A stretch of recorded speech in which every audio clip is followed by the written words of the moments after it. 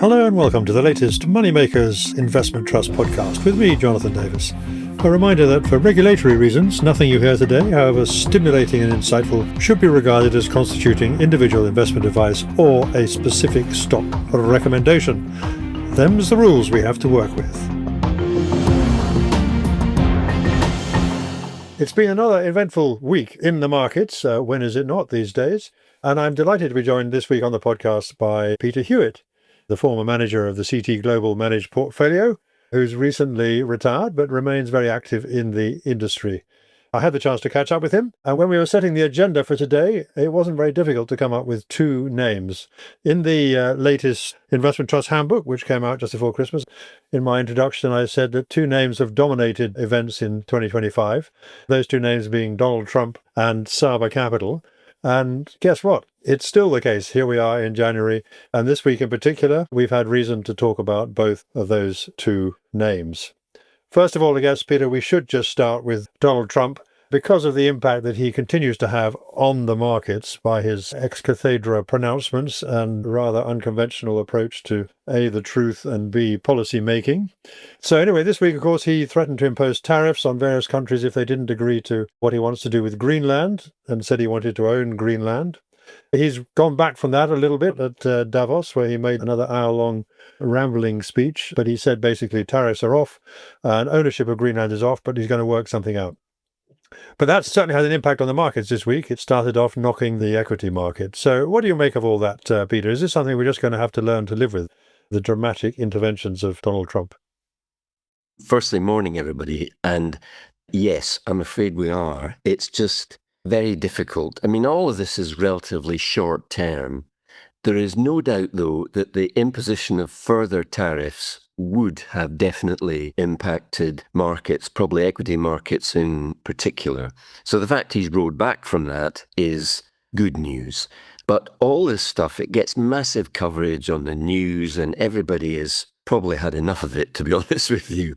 But I just try and steel myself to focus on medium and longer term fundamentals rather than what he's done with the Venezuelan president or maybe does with Iran or whatever. I mean, I have to say, if they do come up with some sort of peace agreement in Ukraine, even though it probably might not be that favourable for the Ukrainians, it will be quite beneficial for European economies and probably stock markets, including the UK.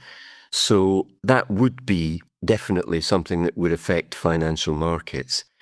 But I think you have got to really try and focus on, well, what is the investment climate? The political climate is one thing. And obviously, even internally in the UK, Keir Starmer, leadership and another U-turn, all of this sort of stuff is not great. But behind it, where are we with the fundamentals which really do drive markets? And the US remains well placed. It's growing strongly. Inflation at the moment seems under control, although it's not quite there at their targets yet. There could be more interest rate cuts in the US, and certainly corporate earnings look like they'll be in sort of 10-12% region, which is pretty good. But what I would say is, do remember that the forward PE of the S&P 500 is 23. I mean, that is very, very high indeed. So if you look at, say, Europe and the UK, and possibly even some other markets too in Asia and that, actually forecasts for corporate earnings growth are similar, sort of plus 10, plus 8, plus 12, round about there. The big difference is the UK is on a sort of forward rating of about 11. Now, it doesn't deserve to be on a forward rating of 23, but actually there's clearly, a lot of value there. And the one thing I would say about the UK, to some extent Europe too, is if you think of all the things that have happened in recent months, and goodness me, not much of it has been positive, I mean, it's inflation this way, U-turns, taxes up, and what have you, is not great. But actually, you could argue, well, the markets had all that thrown at it. The FTSE 100 was up nearly 25% last year, and it's still really cheap. Imagine if actually some of that stopped happening. Now, it may not, but if it did, then I think it would clear the way for a much better, clearer performance. The other thing I would note, which I always focus on, Jonathan, when we're on these podcasts, so the FTSE 100 was up 25, the 250 was up 12, and the small cap index up 10, which tells you domestic companies in the UK probably didn't have much in the way of profits growth. There was a lot of M&A, which drove some share prices, but the bigger companies are still leading the way. Now, over the very long term, that tends not to be the case. And if we got a slightly more stable domestic environment, we've had increases in taxes, and let's hope no more, we might get some interest rate cuts. Inflation, I know it ticked up the other day, but actually it's going to be coming down over the next few months from 3.4, probably towards 2.5, maybe lower. And even though growth is very modest, you probably don't need much more than that to have actually quite a fertile investing climate, certainly for retail shareholders and investment trusts. So I would just have that in the back of my mind. So I'm actually minded to be slightly more positive than you might imagine, given all that's gone on with Trump. And no doubt we can discuss Saba too. You're quite right about what you said about the relative movement of markets, and that's continued into this year. It's quite encouraging to see that. The FTSE and the various UK indices are still outperforming the US market, which has been basically flat or flattish since the start of the year. So that is encouraging. But of course, there's one other thing going on behind that, which is the best performing asset this year, yet again, is gold. We had this extraordinary rise last year, and we've had it again this year. And that's telling us something about the US and is telling us something about the general level of risk around at the moment. And in particular, that would certainly suggest that people are concerned about the dollar in particular, that the dollar may start to weaken again. The more antics that Trump gets up to, the more that seems to come round. And there is, of course, the US midterm elections coming up as well. And there are some signs, only a few, I think, but some signs that some of the things that are written into the US Constitution, which are designed to restrain the president, are perhaps beginning to work a little bit. We don't know yet. There is some stirring among Congress, even some Republicans. And I think that'll get more intensive as we get nearer the election. But both of that means that if you are a UK investor in particular, currency had an impact last year. That was a significant impact if you were heavily into dollar-denominated assets. And that could easily continue, which should raise some interesting questions, would it not? It certainly would. I mean, the S&P 500 did 18% in dollar terms last year, but only 10 if you were a sterling-based investor. And given that the all-share index was up 22%, that's actually quite a shortfall. Now, in the context of the last 5 or 10 years, the US has massively outperformed. And so you could say, well, let's just get back to what's been happening in the past and the US will significantly outperform again. But it's the valuation question, Jonathan, that I think is at the heart of it. And extended valuations or very depressed valuations don't necessarily drive markets in the short term. But all I would say to listeners is you want to be on the right side of it over the medium and longer term. In other words, if you said to me, Peter, I have got £100 to invest, where would you invest it? I probably wouldn't invest it in the US at the moment. I probably already have a significant holding in the US, so if it does go off to the moon, we are exposed and will benefit. But for new money, I'm not sure I would be putting it into dollars for some of the reasons we've touched on, and the very high valuations. And there are other markets. The UK is one, but there are others, European and even Asian markets to perhaps consider. Yeah, I was going to mention the Asian markets. It's interesting that a year ago, something happened which is quite unusual, which is the sort of consensus opinion of all the market pundits, who are usually wrong, often even in terms of direction as well as magnitude. But last year, everybody said, well, you've got to rotate a little bit away from the US dollar, and you've got to look at things like emerging markets, which therefore normally benefit, and Asia in particular. And that's pretty much what happened. So we had a year when actually, whatever you think about the consensus opinion about markets, they actually were right. And experience, to me at least, would suggest that that's the kind of medium-term trend, as you say, that is likely to persist. Obviously, it might bounce back a bit. But basically, it certainly seems to me a good time to look at the UK and a good time to look at Asian markets in particular, some of which perform exceptionally well. I mean, in terms of investment trusts, I'm looking at something like Fidelity Emerging Markets, which has had a pretty torrid start to its time under Fidelity's management. Remember, they took over from another management team, Genesis, and nothing happened for about 18 months or so. But they really rocketed in the last year. Discounts come in and performance has been very good.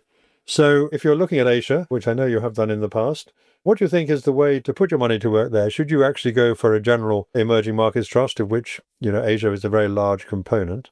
Or is it better to go for something which is more specialist Asian entity? Well, I think for retail shareholders, I think the way forward is a more general emerging markets trust, particularly from a management group that maybe has got quite a lot of resource and experience in the area. And that way you'll get some exposure to China, which is obviously a huge market, but incredibly volatile, has underperformed a lot, but came through strongly, as you said, Jonathan, last year. India, which is obviously a great economy, fantastic prospects, market didn't do very well last year, high valuations. So rather than putting all your eggs in one basket with a single country fund, my personal preference would be for a well-managed emerging markets and/or Asian fund, which would also give you exposure to some of the other economies there, some of them quite interesting, Korea, Vietnam and the likes, as well as China, which clearly, the underlying fundamentals drive a lot of what happens there. Valuations are still reasonable, and I think if you're trying to build a portfolio, you could sensibly have one or two Asian and/or emerging market funds. I mean, Templeton Emerging Markets is a good one. The JP Morgan fund, and JP Morgan have got, I think, an income fund, in fact, maybe two income funds now. I would say that they're the type of people, Schroders too, where you're going to get sensible managers who will get you exposed to the right type of companies, which hopefully will deliver some decent returns for you.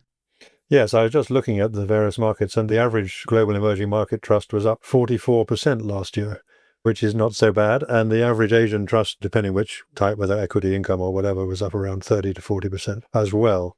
So that's significant amounts of money. And we haven't also mentioned Japan. Something interesting is happening in Japan as well. We know they're about to have an election. They've got this new lady prime minister who's called an election. And Japan's economy, their economic indicators look very different to what they used to do. They've now got higher inflation than a lot of other countries after nearly 30 years of having zero inflation. And that, of course, is having an impact on the bond market and the whole yen carry trade and things like that, which have kept professional fund managers happy for many years. Do you have a view about Japan, or do you just lump that in with Asia generally? No, I think Japan is quite interesting. I think that the sort of macro view of Japan actually isn't desperately exciting, which you kind of hinted at there. But looking at the stock market and what's going on corporately, I think it becomes a lot more interesting. There's lots of sort of activism happening, and there's one or two trusts who have done very well taking that type of approach. But across the board, valuations are not extended. And I think now Japanese companies are beginning to utilize their balance sheets in a more shareholder-friendly manner and are responding to shareholder concerns. And so again, we said with emerging markets, having a sensibly managed Japanese fund is probably the way forward. And if you're going to have a portfolio of, a dozen investment trusts in your portfolio, I think there is a case for having a Japanese one there, definitely. I think that brings us on to another interesting topic, which is sort of questions of a management style. We're still talking about equity markets here, obviously not alternatives. We'll come back to them. But in terms of style, one of the big issues of the last few years has been the relative performance. You already alluded to it, relative performance of large and small cap equities. And that's generally been a global phenomenon. So you'll see the same thing in small cap underperforming in most regions. Do you think that there is, in the same way that there's a medium-term case for weighting away more from the US, to actually have a specific weighting towards small caps? So I was thinking in terms of Japan, you could have a mainstream Japan trust and then a smaller companies one, if you've got enough bandwidth to have two trusts in your portfolio. Similarly with Asia, there's Asian smaller companies trusts, some good ones, but they've underperformed. So do you think that if there is a style reversion to the mean, if you like, in favor of small cap, do you think that's going to be global? And is it actually worth going to the trouble of trying to introduce that kind of balancing within your style exposure if you can, without getting too diversified, if you like? Well, good point, Jonathan. There is a danger in that. What you've just said applies to Europe as well. I mean, European small caps have probably underperformed the mainstream European funds, and certainly it's the case in the UK too.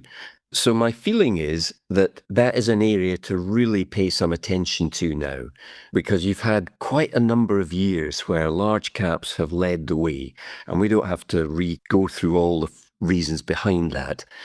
I think it may be if we start getting some wobbles in some of the bigger company, the really big ones, maybe some of the big technology companies in America that still do extremely well, but perhaps not justifying their very high ratings. And then you can launch off into the prospects for AI and all that sort of stuff.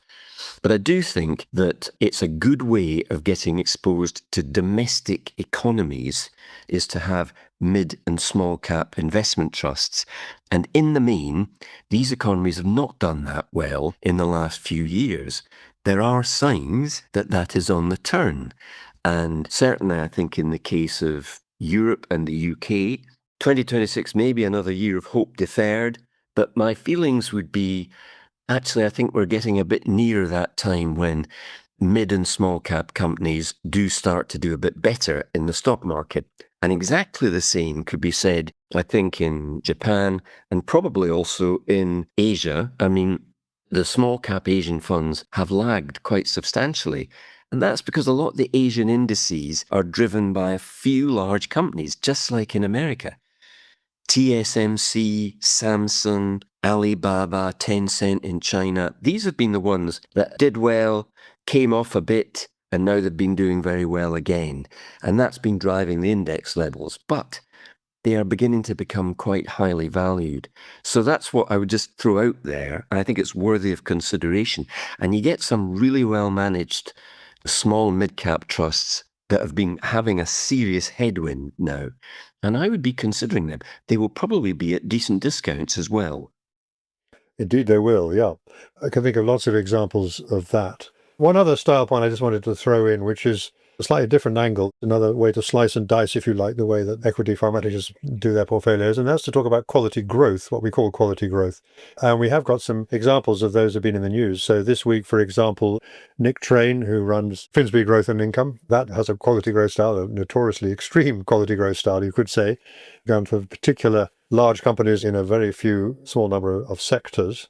He's done very poorly for 5 years. He's underperformed for 5 years. He did pass his continuation vote very easily this week, 97%, I think, in favour of his continuation. So people get what he's doing. And then if you look elsewhere, we know that we've lost Smithson. That was being one of the targets of Saba, which has thrown in the towel essentially and is going to convert into an open-ended fund. But Terry Smith's Fundsmith has underperformed in relative terms for 5 years as well. And then we look at other particular subsectors like smaller companies, and you look at Montanaro and things like that, who have also underperformed. So again, mean reversion does apply here normally, at least in the past it has. Do you think that that's a time now to be actually looking back towards those kind of styles which are massively out of favour? Well, I think this is interesting. And you never kind of manage to call the bottom or the turn. And nobody should torture themselves with trying to get it right at the point things start going better. However, if you think about what does quality growth mean? What is in Nick Train's portfolio? And the answer are, he's got some super well-run companies. They will tend to have lower than average amounts of debt, higher margins, good returns, decent profits growth. And you think to yourself, well, that's what investment should be about. He's focused mainly on bigger companies. You take Montanaro, UK and European, and the UK one has been horribly out of favour. And yet you look at what's under the bonnet, and there's some very sensibly run companies who have done quite well in terms of their profits growth. They have all the right sorts of ratios. And you think to yourself, well, actually, I'm quite happy to own these longer term. So why is it that they've underperformed so significantly in relative terms over 1, 3, 5 years? And there's other trusts too. I mean, I can think of Impacts Environmental, Alexander Darwall's European Opportunities, some of the BlackRock small company trusts. There's a whole raft of them. And these are not fund managers who are daft. They do a lot of hard work and due diligence to try and find the companies that meet their criteria. And so why have they underperformed? I think it's something to do with valuations. I think they did get very overvalued 4 or 5 years ago when interest rates started rising. And gradually that's being purged. Are we at the point where they start performing? We might not be, or we might be, because interest rates are clearly coming down here and also in other parts of the world too, which allows valuations, I think, to perhaps be a little higher for these quality growth companies. Can I just say, so listeners understand, I'm not really referring to the big technology companies here. I'm talking to companies across a variety of different sectors, which have got decent levels of profits growth and prospects, and as I was said, great fundamentals, but the share prices haven't performed. And all I would say is there comes a time when that begins to turn. And I'm not saying it's this week, this quarter, but I would actually start considering investing in some of these trusts now. They will tend to be at wider discounts. And where I would be very confident is if you were to take a 3 to 5 year view going forward, I would be very happy to own some of them now. You are listening to a Moneymakers podcast. We are an independent research and publishing venture and grateful to JP Morgan Asset Management for their generous no-strings financial support, which enables us to keep the podcast free and our editorial principles intact. Each podcast episode goes live shortly after being recorded, with a weekly catch-up email notification every Saturday afternoon. Why not also try our premium weekly subscription Moneymakers newsletter, which provides a comprehensive summary of all the latest news, results and performance data from the investment trust sector, with links to the relevant stock exchange announcements if you want to go down that rabbit hole, and many other regular features including more than 170 in-depth and independent trust profiles, regular market commentary and videos, plus the editor's list of favourite funds.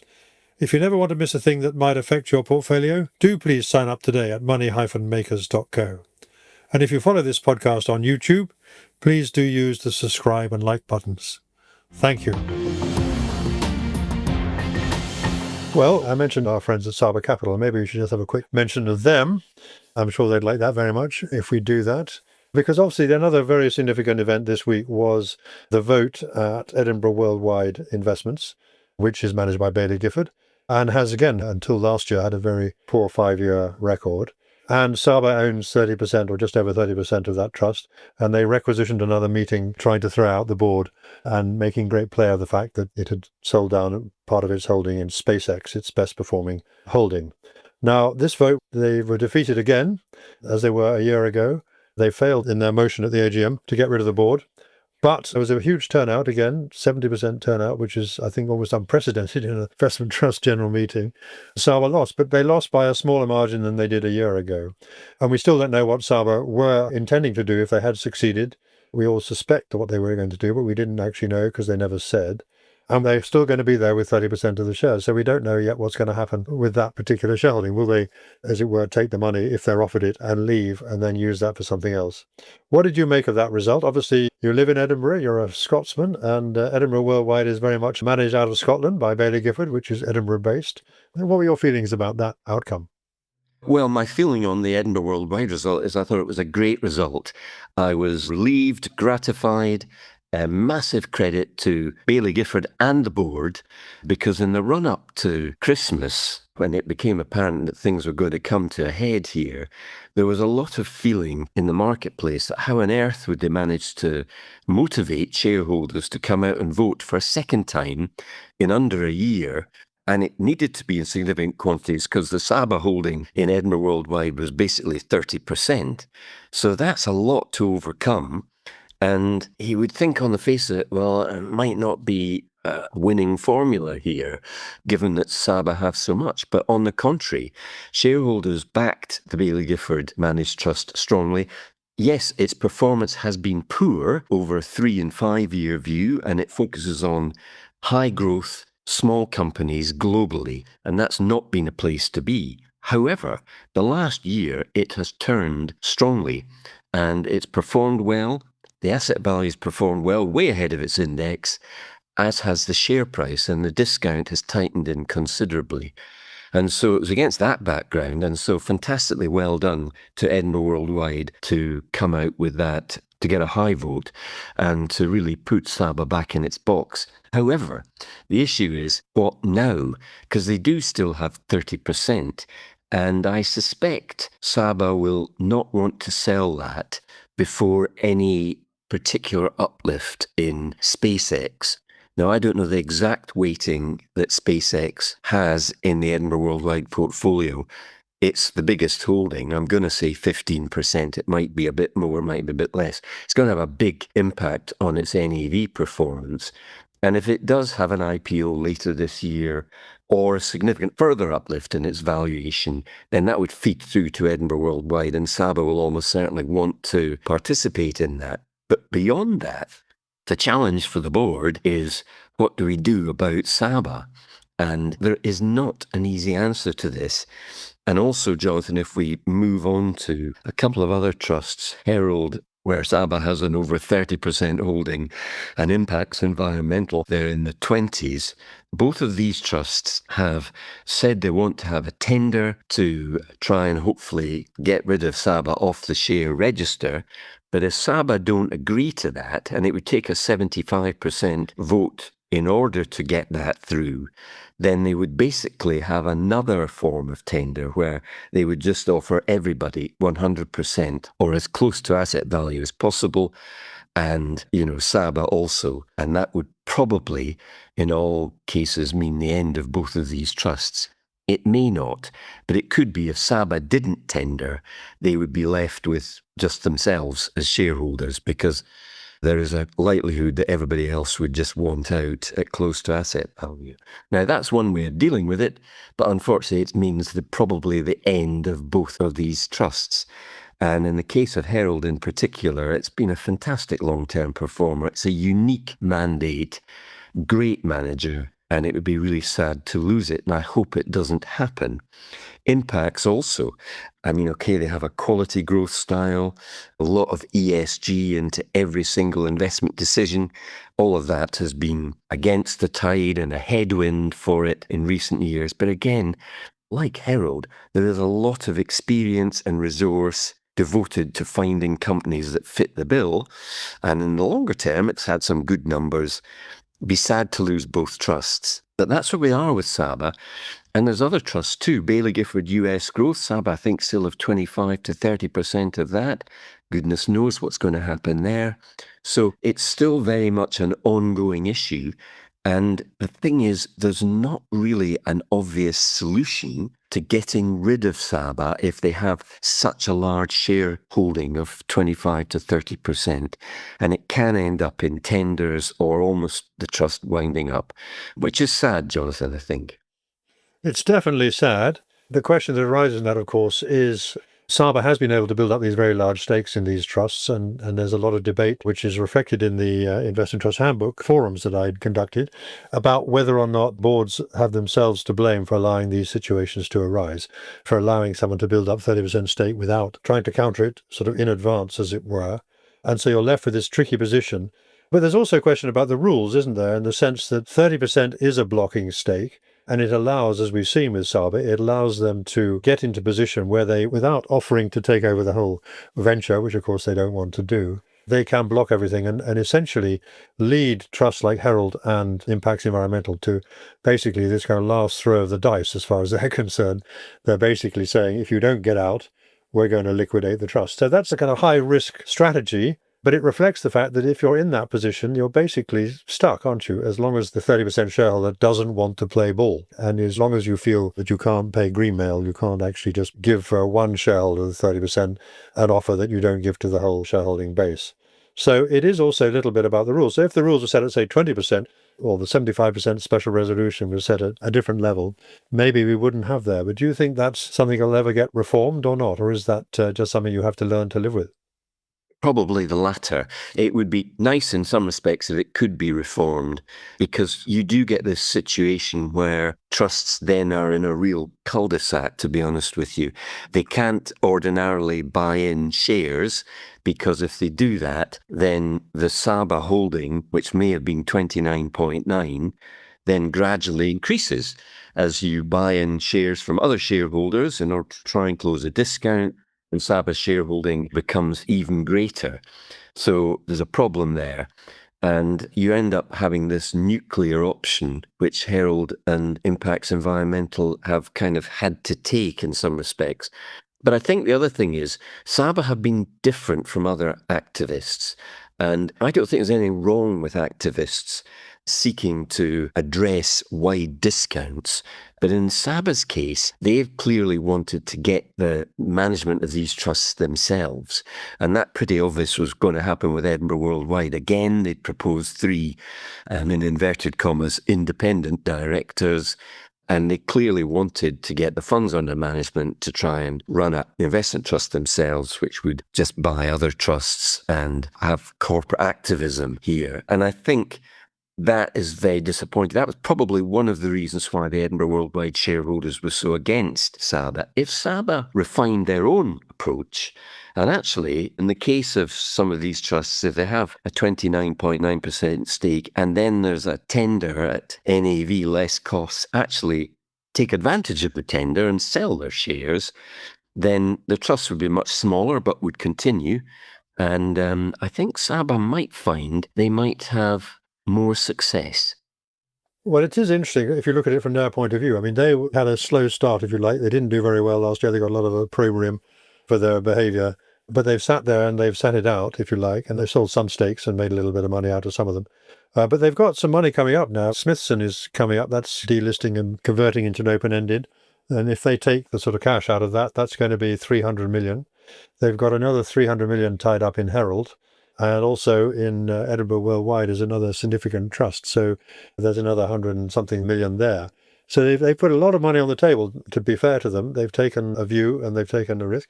And they haven't succeeded in, if that is indeed their objective, which you all think it is, to take over a trust and then use that as a vehicle for investing in other investment trusts, go on doing what they're doing, essentially. They're still going to have to do something with that money, and they've been adding holdings in other trusts.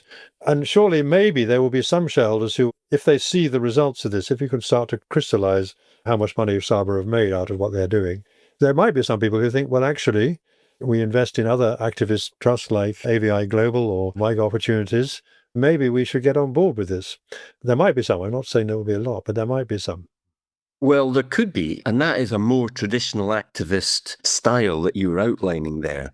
But let's also talk about discounts, which has been the reason Saba came in the first place.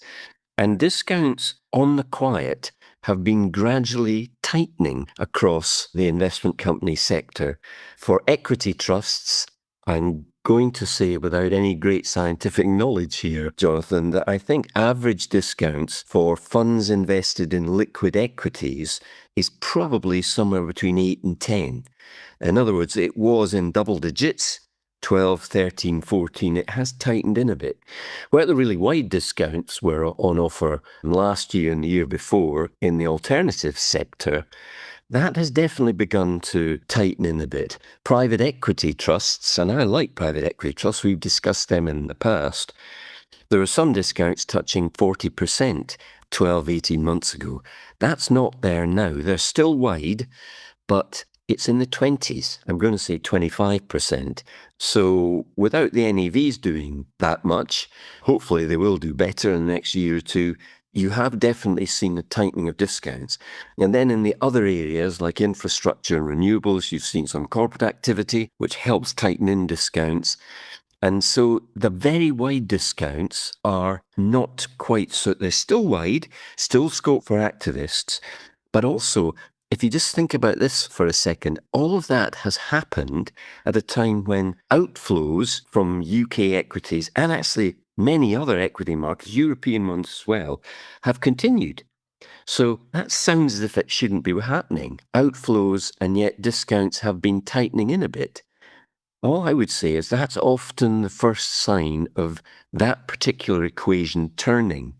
And if you did start having outflows reducing and maybe even becoming inflows, whether that was into UK equities, European equities, whatever, you could see quite a material change in discounts. It will happen relatively quickly.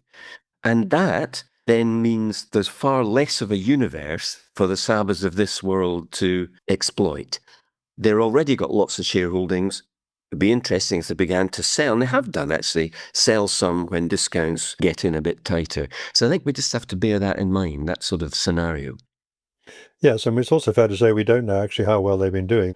The fund that invests in closed-end funds, which only invests part of it in the UK, there's more in the US and North America, that actually hasn't performed very well. So it is an interesting question whether overall, if you look at their overall position, how much money they've actually made. So it is an interesting one. We talked about alternatives, and this week, actually, as it happens, in the Moneymakers subscription newsletter, we've done a profile of a vehicle called Achilles, which no one, I think, really has heard much about, which is a trust that did raise some money last year. It was the only trust to raise any significant money last year as a new issue, and its mandate is to look for discount opportunities in the alternative sector. It's interesting, and we haven't heard much of them. They haven't actually done very much so far, and certainly haven't performed at all so far. So we've done that as a profile. But I'm interested in what you say, therefore, about the alternatives. I mean, it does seem that slowly and surely there is some turning of sentiment there. Maybe the cost disclosure regime changes have helped a little bit, maybe. But there is one exception still, which is the renewables sector, which still looks very unhealthy, if you like, and has got some serious systemic problems, I think. But it does look like across the alternatives generally, there has been some improvement in sentiment. That's also perhaps been helped by some of the global macro things that have been going on. When you were managing your trust, you did have holdings in alternatives. Do you think you would still have a significant amount? Would you be adding to those, do you think, if you were still in that job? Well, I mean, yes, they're good value, but the fundamental outlook for some of the renewables trusts is still not great. And the big question is, can they sustain the dividends? If they do, then the share prices will definitely recover.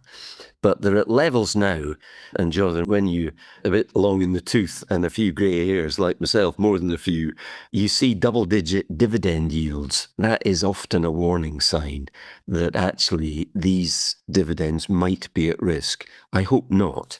You saw the Hickle-Trigg potential merger, and that was really not particularly well thought through deal. Not too bad from a Trigg shareholder point of view, but from a Hickle share point of view, it was difficult to see the upside on that, and it got withdrawn.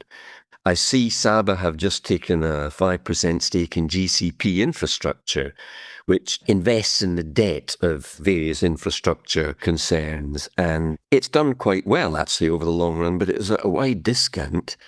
I'm going to say 25, 28%. And it's a big trust, well over $1 billion.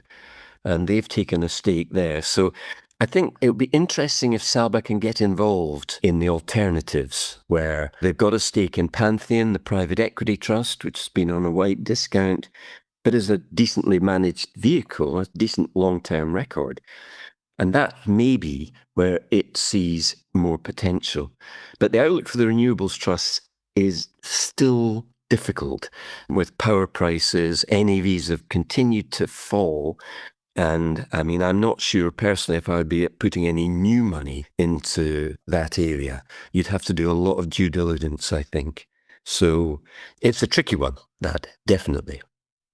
Yeah, I mean, if the dividend goes, then basically, I think the widening discount, it tells you about the problems they have as the sector they're in.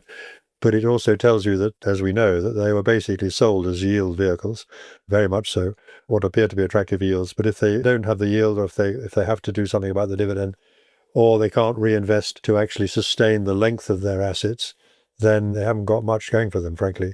So I wouldn't be at all surprised to see. I mean, we know that Bluefield Solar, for example, has effectively, I think, put itself up for sale. And it'd be interesting to see how that goes. Otherwise, why hasn't private equity come in and taken a big stake in these things if they're really worth a lot more than they're trading at? These are all questions, I think, and I wouldn't at all be surprised if we see some thinning out of the sector this coming year. Yeah, I do think you're right there. And may I also raise one other, the biggest trust, which has just had its sort of annual seminars in Edinburgh and London, which is Scottish Mortgage. And it's so big.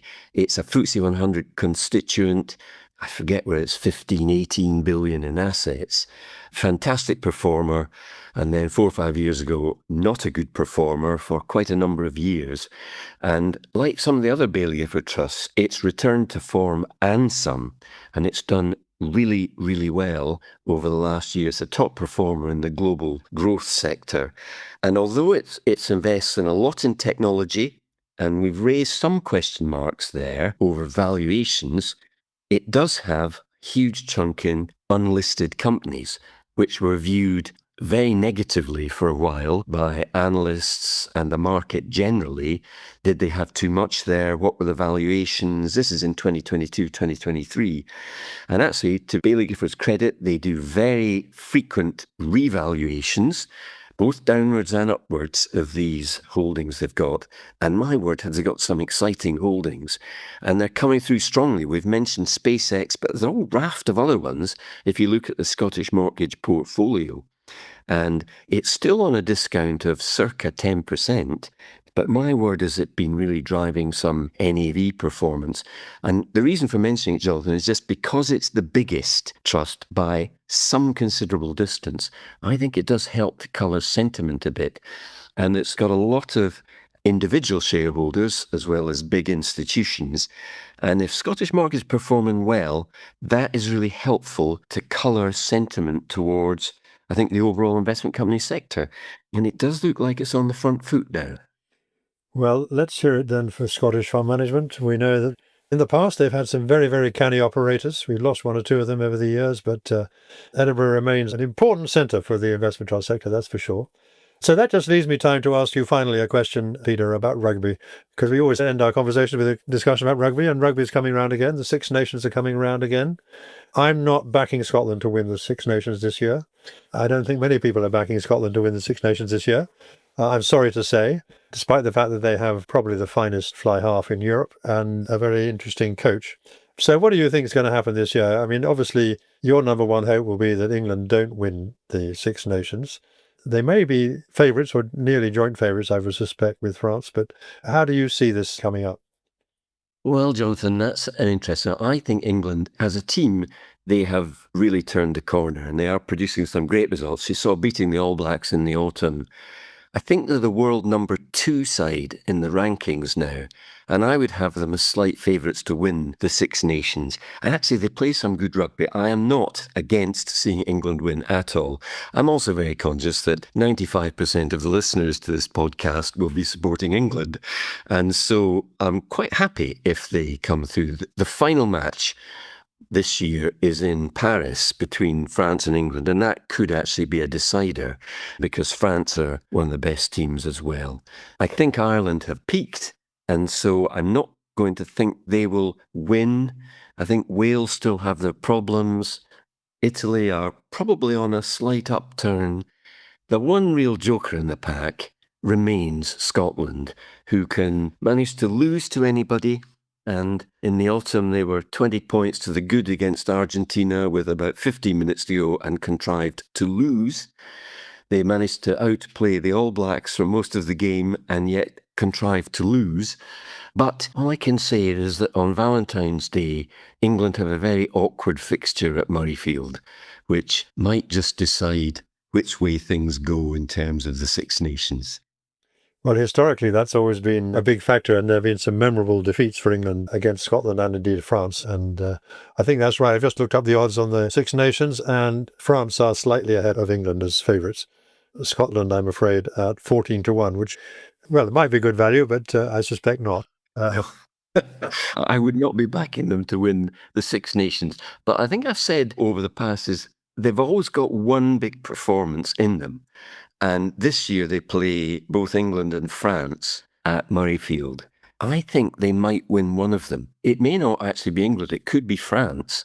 And that would certainly help England's cause if that was the case. Yeah, well, they've always had the ability to do things against the odds, exactly. Well, we'll have to wait and see how that pans out. I'm sure we will have another conversation about that. I'm very fortunate. I'm going off to Rome to watch the Italy against England match. I'm going this year with my son. We're going to go and do a bit of an old boys expedition. I'm looking forward to that. And I'm looking forward also to seeing how the markets play out this year. But anyway, Peter, thank you so much for coming on this week. We'll have another chat soon, I know. And well, let's hope that you're right with your expectations that there are some signs of hope in various necks of the market wood, if I can put it that way. So thank you, Peter. Thank you for listening. The Moneymakers Investment Trust podcast is independently produced and edited and is freely available on YouTube, Apple Podcasts, Spotify, and other podcast channels. You can also sign up at money-makers.co to be notified of each new edition. If you want more news, analysis, interviews, and other investment trust content, don't forget to look at the Moneymakers Circle, available for a modest subscription at the website.